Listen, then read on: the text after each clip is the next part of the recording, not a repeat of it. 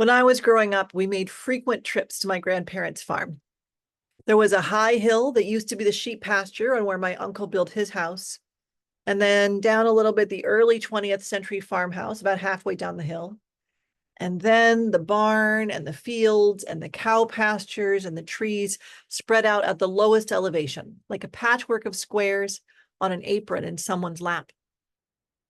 In the spring, water would burst out of the sides of the hill in little streams and head down the sloping meadow to the creek, also known as the crick, that ran past the maple sugar camp and out on into the trees. It was a small creek most of the time, but being small didn't stop it from wearing stones into smoothness or cooling off the forest to create an oasis for moss and ferns.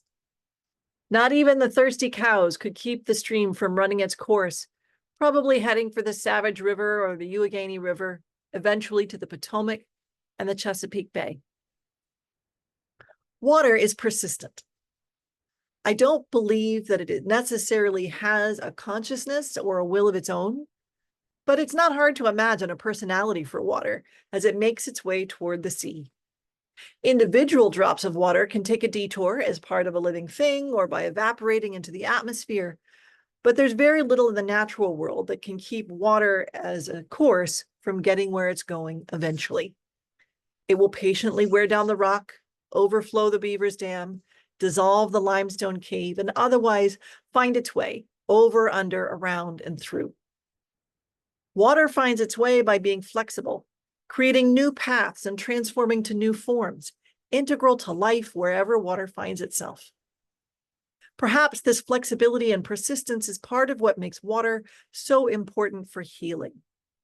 Water helps with cleaning in the homes of humans and some other animals, and helps many living things with temperature regulation, not to mention that most living things on Earth need to replenish the water in our bodies. Water brings things with it that we need. Water carries things away that we don't need. When we're sick, we pay attention to fluids. When we're injured, someone needs to clean the wounds. When we're ready to prepare food or to offer tender care, we wash our hands. Many people find the presence of water to be spiritually or emotionally healing. They may meditate with the sound of a fountain or participate in a ritual of renewal in a river or under a waterfall, or visit the ocean to remember their connection with our blue earth. Water is healing. It has been said that the proper name for our planet is not Earth, but water. About 71% of the planet's surface is covered by water, of which the ocean holds about 96.5% at any given time. This water is our home. The salt water in our blood and our tears connects us with the ocean from which we came. We remember that all water is one water circulating throughout the planet. Even the oceans and the seas are one. We find some utility in the distinctions between, for instance, the Atlantic and the Pacific, even when we also know that all of the waters are connected. As our Buddhist friends might tell you, we can be temporarily distinct without being truly separate.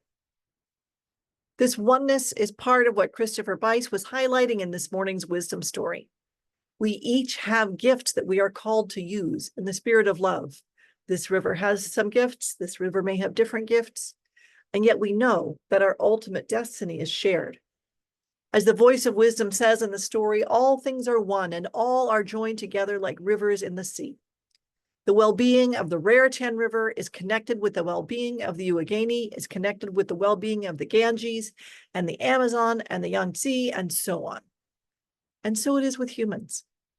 As we learn from Ubuntu philosophy, a person is a person through other persons.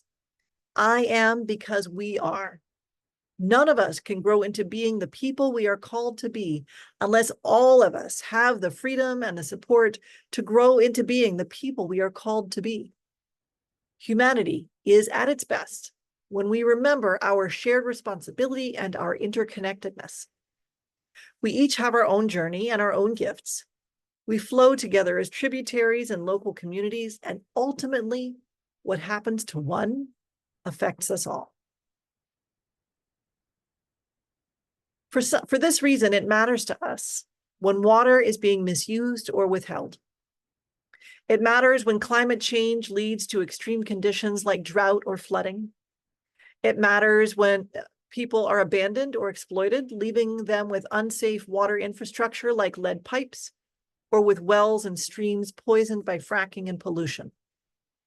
It matters to us when there's famine and thirst, especially when that famine is caused by human violence and political irresponsibility. It is an insult to the interconnected destiny of the planet and its people when water is hoarded or spoiled. For Unitarian Universalists, it is an act of faith to work together to restore the flow of clean water, to organize and serve toward the goals of healthy people and a planet in balance. Some of us might act out of that faith by protesting against the war and violence that blocks access to potable water. I know there are many in the congregation who are holding the people of Gaza close to our hearts and are finding ways to speak out against the unfathomable devastation there. Some of us are remembering our interdependence by advocating for sensible climate policy and by taking personal action to live lightly on the earth. Some of us are students, learning every day about the expanding and ever more interconnected world and finding ways to be kind and to serve wherever we are.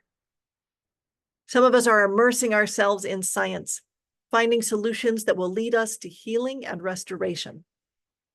Some of us are caring for others or for ourselves, people in need of healing from the sickness and violence and greed that comes from a society and a planet out of balance. All water is one water. All compassion is one compassion. All love connects to the love at the center. So let us flow together in strength on our path toward the ocean of compassion. Let us affirm each other's gifts and find ways to amplify the effectiveness of our loving actions. As we journey together, let us remember to be persistent, to wear away the stones of indifference and apathy and despair, one drop at a time. Let us remember that sometimes healing is possible, not to say everything can be cured, but that kindness and companionship and skill can lighten the weight of suffering. Let us remember our connection with each other, with the human family, and with all life. Like water, we keep going. Like water, we heal. Like water, we are one. So be it. Blessed be. Amen.